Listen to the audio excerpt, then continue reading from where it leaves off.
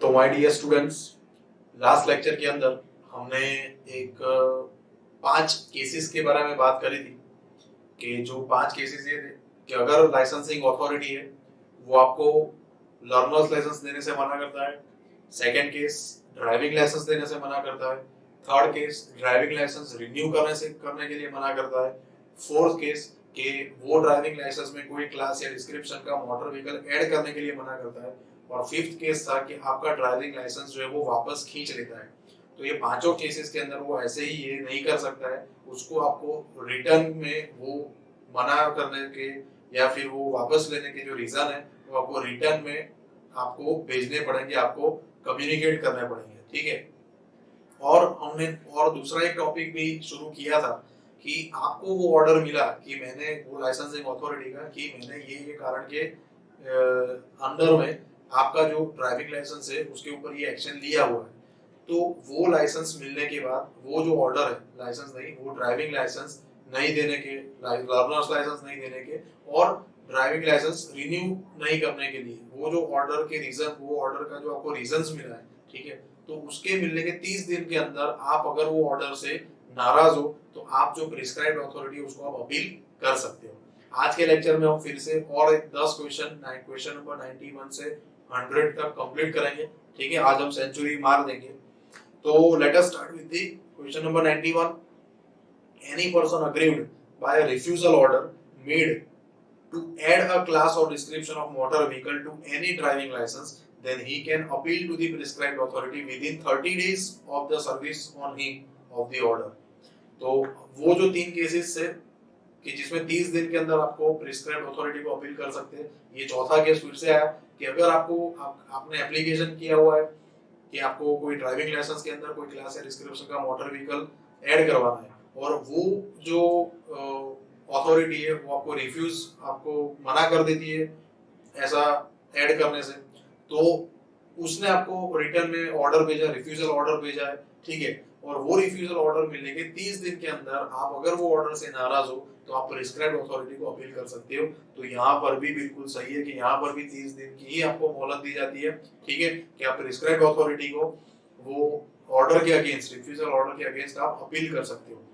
Next one, question number 92। Any person aggrieved by revocation order made to revoke any driving license, then he can appeal to the prescribed authority within 30 days of the service on him of the order. पांचवा case आया है कि अगर आपने किसी authority ने आपका जो ड्राइविंग लाइसेंस है वो वापस खींच लिया है और उसका आपको रिवोकिंग ऑर्डर आपको भेजा है, तो वो ऑर्डर मिलने के 30 दिन के अंदर जो है, अगर आप वो ऑर्डर से नाराज हो, अगर आप वो उसने जो रीजन दिए, ठीक है, वो आपको सही नहीं लग रहा है, तो आप उसके अगेंस्ट में प्रिस्क्राइब अथॉरिटी को 30 दिन, इसमें भी 30 दिन के अंदर ही आप अपील कर सकते हो। तो ये भी बिल्कुल सही स्टेटमेंट है। तो पहले जो 5 क्वेश्चन आए थे वो वे पांचों केसेस के लिए 10 क्वेश्चन मैंने डिजाइन किए हुए हैं ताकि आपको कंप्लीटली ख्याल आए कि पांचों के आपको इजीली याद रह जाएगा अब ये कि 5 केसेस है कि जिसके अंदर वो ऐसे ही आपको मना नहीं कर सकता है, उसके लिए आपको रिटर्न में ऑर्डर भेजना पड़ेगा। ठीक है, आपको कम्युनिकेट करना पड़ेगा और कम्युनिकेट करने के बाद आपको ऑर्डर मिलता है और अगर आप वो ऑर्डर से सहमत नहीं हो, ठीक है, आपको वो ठीक नहीं लग रहा है वो रीजन, तो आप उसके सामने 30 दिन के अंदर वो पांचों के पांचों केसेस के लिए केसेस के अंदर आप 30 दिन के अंदर आप अपीलेट अथॉरिटी या फिर प्रिस्क्राइब्ड अथॉरिटी को आप अपील कर सकते हो। ठीक है, क्लियर हो गया और आपको याद भी रह जाएगा। ठीक है, next one, question number 93. If a person appealed against the order of Ford refused to issue any learner's license or, ठीक है, आपको लर्नर्स लाइसेंस के लिए जो रिफ्यूजल मिला था उसके अगेंस्ट में, उसके ऑर्डर के अगेंस्ट में आपने अपील करी है, और टू इश्यू और रिन्यू और रिवोक एनी ड्राइविंग लाइसेंस को इश्यू करने के लिए, रिन्यू करने के लिए, रिवोक करने के सामने, और refuse to add a class or description of the motor vehicle, मतलब पांचों के पांचों केसेस में से कोई भी केस के अंदर आपने अगर अपील करी है तो, ठीक है, then after giving such person and the authority, यहाँ पे 2 लोगों की बात हो रही है, जिसने अपील करी है वो और जिसने वो ऑर्डर पास किया है वो authority, which made the order, after फिर से then after giving such person and the authority which made the order an opportunity of being heard, decision of the appellate authority will be binding on the authority which made the order. पांचों में से कोई भी case के against में आपने appeal कर दी prescribed authority को, ठीक है, तो वो प्रिस्क्राइब्ड अथॉरिटी क्या करेगी कि आपको सुनने का मौका देगी कि आपको जो कहना है आप कहिए।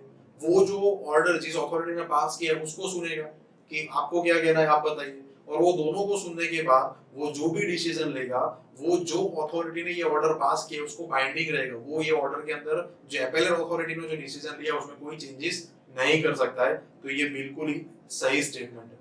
क्लियर कि प्रोसीजर क्या होती है कि ये 5 केसेस है, ये 5 में से कोई भी केस के अगेंस्ट आपको लगता है कि ये रीजन जो है वो सही नहीं है, तो आपने अपील डाली प्रिस्क्राइब्ड अथॉरिटी को।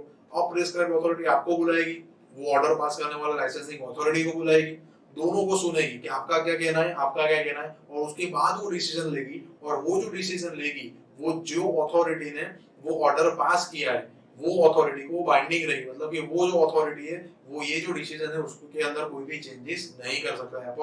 एपेलेट अथॉरिटी का डिसीजन जो है वो फाइनल रहेगा, ठीक है, कोई भी पक्ष में हो। Next one, question number 94। Which of the following motor vehicle comes under the belonging of the central government as per Motor Vehicle Act 1988? तो कुछ सेक्शंस है जो आपको रिवीजन के दौरान जो है वो उसको रिवाइज करते रहना है। जैसे कि लर्नर्स लाइसेंस इश्यू करने के लिए सेक्शन नंबर 8 है, ड्राइविंग लाइसेंस इश्यू करने के लिए सेक्शन नंबर 9 है, कोई स्कूल या एस्टैब्लिशमेंट है उसको, ड्राइविंग स्कूल है या एस्टैब्लिशमेंट है उसको लाइसेंस देने के लिए सेक्शन 12 है। तो ये 3 मैंने बोला था लास्ट लेक्चर में भी कि ये इंपॉर्टेंट सेक्शन है, ये पूछे जा सकते हैं। और अभी जो हम बात कर रहे हैं वो motor vehicles belonging, driving licence for the motor vehicles belonging to the central government. Central government की मालिकी के जितने भी मोटर व्हीकल्स है उसको चलाने के लिए ड्राइविंग लाइसेंस जो है वो देने का सेक्शन है सेक्शन नंबर 18। तो ये 4 सेक्शन इंपॉर्टेंट है, सेक्शन 8, सेक्शन 9, सेक्शन 12 और सेक्शन 18, ठीक है। तो अब जो हमारा क्वेश्चन है वो ये कह रहा है कि इनमें से कौन से व्हीकल्स है जो कि सेंट्रल गवर्नमेंट की मालिकी के बोल सकते हैं, ठीक है, कि which of the following motor vehicle comes under the belonging of the central government as per the Motor Vehicle Act 1988?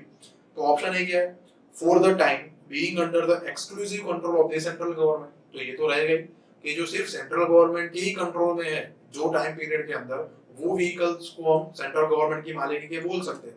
तो ये बिल्कुल सही स्टेटमेंट है। ऑप्शन बी क्या है, used for the government purposes, used for the government purposes relating to the defence of the country. हमारे देश की जो डिफेंस है वो डिफेंस के लिए जो गवर्नमेंट पर्पस के लिए जो व्हीकल यूज होते हैं उसको हम सेंट्रल गवर्नमेंट की ऑनरशिप के व्हीकल बोल सकते हैं।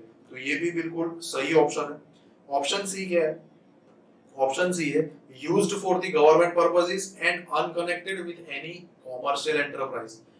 सिर्फ गवर्नमेंट पर्पस के लिए ही यूज होते हैं जितने भी व्हीकल्स है, कि जो कोई भी कॉमर्शियल एंटरप्राइज से रिलेट ना हो, तो वो भी सारे व्हीकल जो है वो सेंट्रल गवर्नमेंट की बिलोंगिंग के ही हम कह सकते हैं, उसकी मालिकी के ही हम कह सकते हैं। तो ये तीनों के तीनों व्हीकल्स जो है वो belonging of the central government कह सकते हैं हम।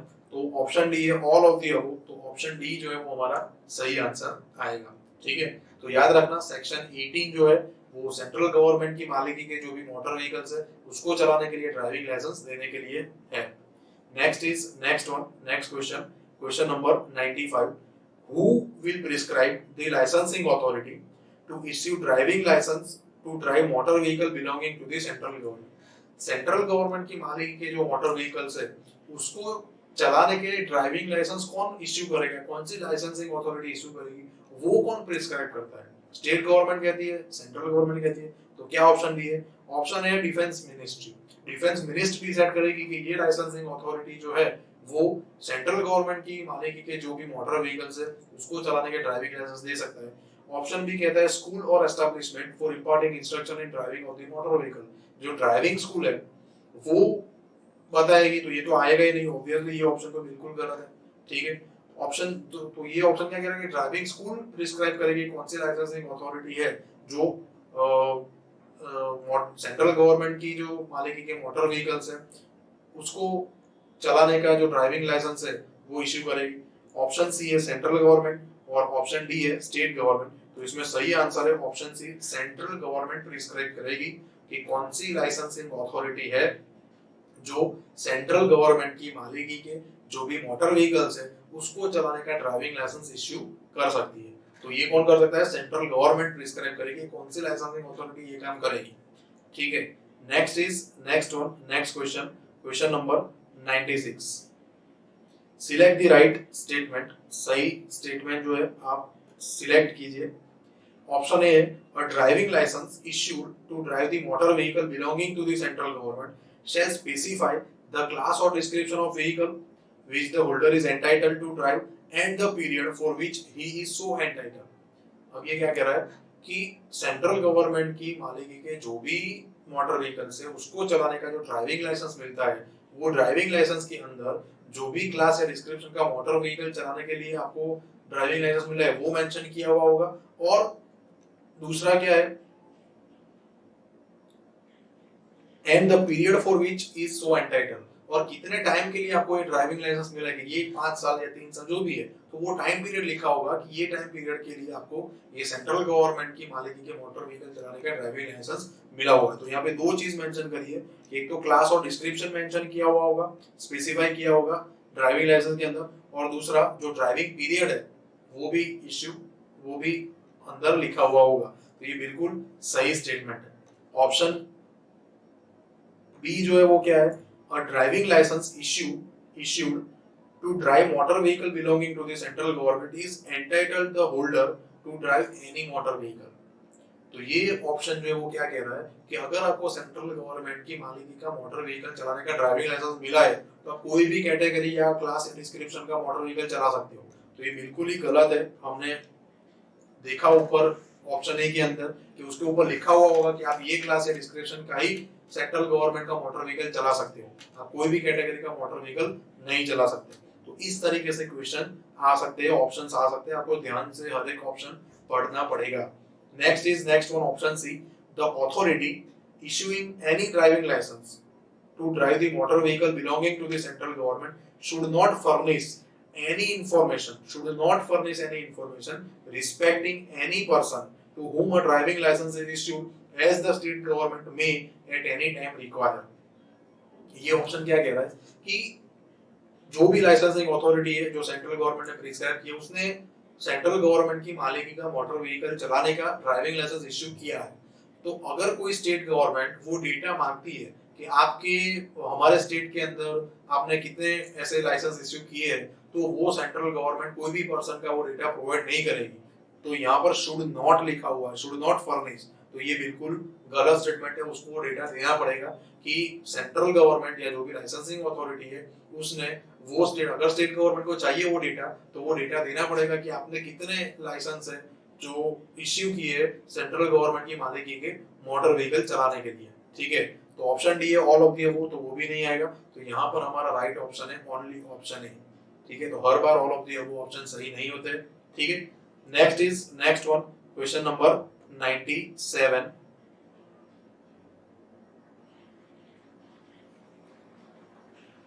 Which of the following reasons, यहाँ पे 4 आएगा, for which of the following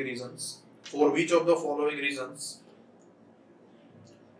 licensing authority can disqualify a person from holding a driving license or revoke such license। देखिए, एक तो कोई पर्सन होता है, disqualify a person from holding a driving licence, कोई पर्सन को ड्राइविंग लाइसेंस रखने से डिस्क्वालीफाई करना, वो पर्सन को किया जाता है। लाइसेंस को रिवोक करना मतलब वो लाइसेंस को वापस खींच लेना, वो लाइसेंस के साथ किया जाता है। लाइसेंस को कैंसिल करना, ठीक है, लाइसेंस को सस्पेंड करना, तो ये सारे अलग अलग चीजें हैं। ठीक है, तो इसको समझना जरूरी है।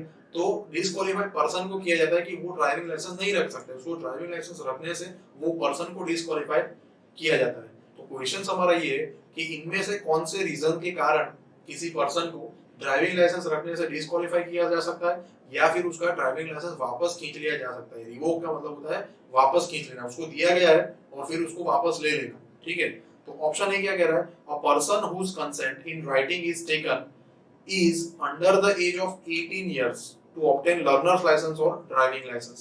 हमने सेक्शन नंबर 7 के अंदर देखा था कि अगर आपको लाइसेंस चाहिए, लर्नर्स लाइसेंस चाहिए, तो आप ऑब्वियसली 16 साल 18 साल से कम हो, अगर आपने लर्नर्स लाइसेंस के लिए अप्लाई किया हो, आपको 16 साल के हो जाते हो तब आप लर्नर्स लाइसेंस के लिए एलिजिबल हो जाते हो, ठीक है। तो लर्नर्स लाइसेंस के लिए आपको, अगर आप 18 साल से कम उम्र के हो, तो आपको, आप जिसकी केयर में, वो पर्सन जिसने लर्नर्स लाइसेंस के लिए अप्लाई किया हुआ है, वो जिसकी अंडर में उसका केयरिंग हो रहा है, वो केयरिंग पेरेंट्स है जो भी है, ठीक है, तो उसका आपको रिटर्न कंसेंट चाहिए। तो यहाँ पर ऐसा लिखा है कि अगर आप 16 साल की और अपना लर्नर्स लाइसेंस के लिए अप्लाई कर दिया है, और उसमें जो रिटर्न कंसेंट चाहिए वो अपने पेरेंट्स की जगह आपके फ्रेंड है जो 16 साल का है, उसका आपने साइन करवा ली और ड्राइविंग लाइसेंस इश्यू हो गया, उसके बाद जब वेरिफिकेशन में वो आपका डॉक्यूमेंट गया और उनको पता चला कि ये जो पर्सन है कि जिनका रिटर्न कंसेंट लिया हुआ है वो खुद ही 18 साल से कम उम्र के, तो वो केस के अंदर आपको ड्राइविंग लाइसेंस रखने से आपको डिस्क्वालीफाई किया जा सकता है, या फिर आपका ड्राइविंग लाइसेंस वापस भी लिया जा सकता है। तो ये ऑप्शन है, बिल्कुल सही है कि ये केस के अंदर ऐसा किया जा सकता है, ठीक है। Next one, option B, obtain any driving license or a license to drive a particular class or description of the motor vehicle by fraud or misinterpretation।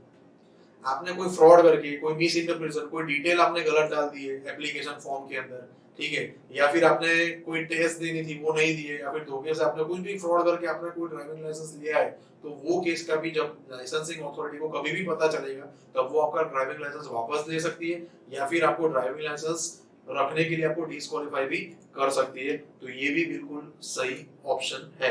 Next one, option C, to renew the license after the period of renewal a person has failed to submit the test or has not passed the test as per motor vehicle act 1988।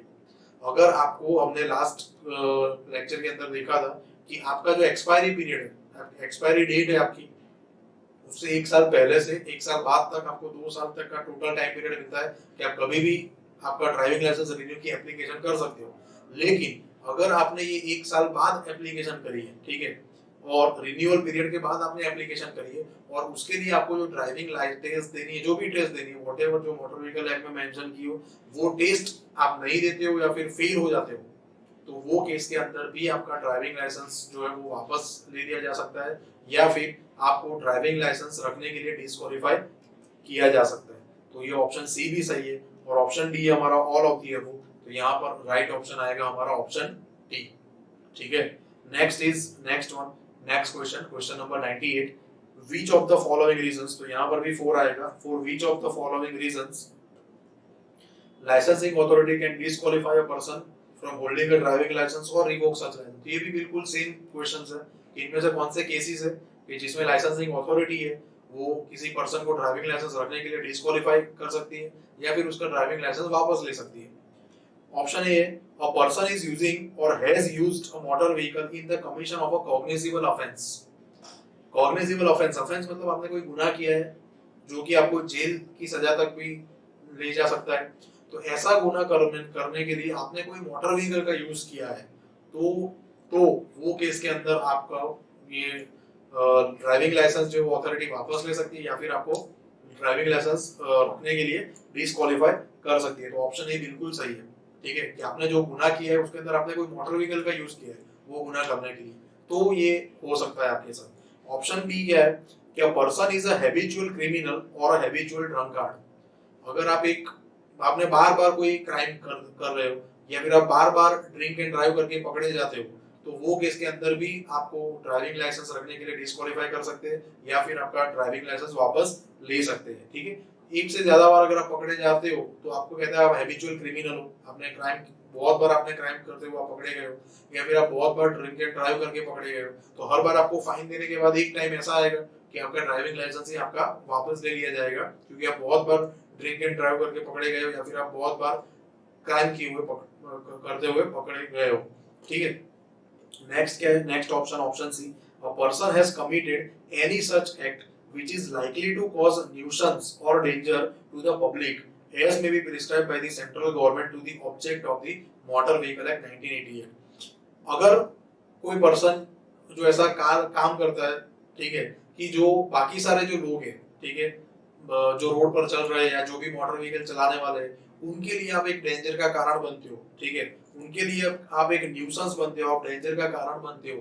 मतलब आपने देखे कि बहुत सारे bike वाले हैं कि जो ऐसी बाइक चलाते हैं कि जो बाकी सारे लोग जो है वो डर जाए, और डर के कारण अगर किसी का एक्सीडेंट हो गया, आजू बाजू वाले में से कोई मोटर व्हीकल चलाने का किसी का भी एक्सीडेंट हो गया, और अगर उसने केस फाइल किया, और अगर आप सीसीटीवी कैमरा में अभी जो लेटेस्ट है आप पकड़े गए कि ये बाइक चला, इस तरीके से बाइक चला रहा था जिसकी वजह से ये एक्सीडेंट हुआ, तो वो केस के अंदर अगर आप पकड़े गए, ठीक है, तो आपके वो एक्ट है, वो एक्ट के कारण आपका ड्राइविंग लाइसेंस वापस ले लिया जा सकता है, या फिर आपको ड्राइविंग लाइसेंस रखने के लिए डिस्क्वालीफाई किया जा सकता है। तो यहाँ पे ऑप्शन सी भी बिल्कुल सही है, और हमारा ऑप्शन डी है ऑल ऑफ द अबव। तो यहाँ पर ऑप्शन डी जो है वो हमारा आंसर आएगा। ठीक है, next question, question number 99। Which of the following reasons licensing authority can disqualify a person from holding a driving license or revoke such license? Same question फिर से, कि इसमें से कौन कौन से केसेस है जिसके अंदर लाइसेंसिंग अथॉरिटी जो है वो आपका ड्राइविंग लाइसेंस वापस ले सकती है, या फिर आपको ड्राइविंग लाइसेंस रखने से डिस्क्वालीफाई कर सकती है। तो ऑप्शन ए क्या है, a person has by his previous conduct as a driver of a motor vehicle shown that his driving is likely to be attended with danger to the public. Same case है, उसमें common man था, इसमें कोई public service vehicle या कोई motor cab या maxi cab उसका कोई ड्राइवर है, तो वो ड्राइवर इस तरीके से ड्राइविंग कर रहा है कि वो बाकी सारी पब्लिक है जो रोड पर जा रही है या फिर जो मोटर व्हीकल चला रही है उनके लिए एक डेंजर का कारण बनती है, तो वो जो ड्राइवर है उसका ड्राइविंग लाइसेंस भी वापस लिया जा सकता है, या फिर उसको ड्राइविंग लाइसेंस रखने से डिस्क्वालीफाई किया जा सकता है। तो ऑप्शन ए बिल्कुल सही है। ऑप्शन बी है, a person is a habitual addict to any narcotic drug और साइकोट्रोपिक सब्सटेंस। बहुत बार आप जैसे आपने क्राइम करते हुए और ड्रिंक एंड ड्राइव करते हुए पकड़े गए, वैसे बहुत बार आप ड्रग के केस में पकड़े जाते हो। अभी तो इंडिया के अंदर ड्रग के केसेस बहुत ही सिंसियर है, तो आप पहली बार अगर पकड़े जाते हो कि ड्रग लेकर के आपने मोटर व्हीकल चलाया है, तो वो केस के अंदर भी आपका ड्राइविंग लाइसेंस जो वापस ले लिया जा सकता है, या फिर आपको डिस्क्वालीफाई किया जा सकता है। तो ऑप्शन बी भी बिल्कुल सही है, और ऑप्शन सी है ए एंड बी बोथ। तो यहाँ पर हमारा राइट ऑप्शन आएगा ऑप्शन सी। ऑप्शन डी है नन ऑफ द अबव, तो वो आंसर हमारा नहीं आएगा। और लास्ट क्वेश्चन जो कि हमारा क्वेश्चन नंबर 100 है, for how much period a driving license of a person will be suspended if for the first offence he is disqualifying from holding or obtaining any license. अगर कोई person है वो पहली बार उसका जो ड्राइविंग लाइसेंस रखने के लिए वो डिस्क्वालिफाई हुआ है पहली बार, तो उसका ड्राइविंग लाइसेंस कितने पीरियड तक सस्पेंड रहेगा, क्वेश्चन ये है। तो ऑप्शन ए क्या है, 3 महीने के लिए, ऑप्शन बी है 6 महीने के लिए, ऑप्शन सी है 1 महीने के लिए, या ऑप्शन डी है 1 साल तक उसका ड्राइविंग लाइसेंस सस्पेंड रहेगा। तो यहाँ पर हमारा राइट ऑप्शन है 3 महीने तक। अगर पहली बार वो पकड़ा गया है, मतलब पहली बार उसको डिस्क्वालीफाई किया गया है, तो वो केस के अंदर उसका जो ड्राइविंग लाइसेंस है वो 3 महीने तक सस्पेंड रहेगा। ठीक है, तो आज हमने सेंचुरी मार दी है, हमने 100 क्वेश्चंस, हमने 100 MCQ of chapter number 2 of the motor vehicle act 1988 के कंप्लीट किए हैं। नेक्स्ट लेक्चर के अंदर हम और 10 क्वेश्चन नंबर 101 से 110 तक कंप्लीट करेंगे, क्योंकि इस क्वेश्चन के अंदर टोटल 146 एमसीक्यूज है। ठीक है, सो मिलते हैं नेक्स्ट लेक्चर में।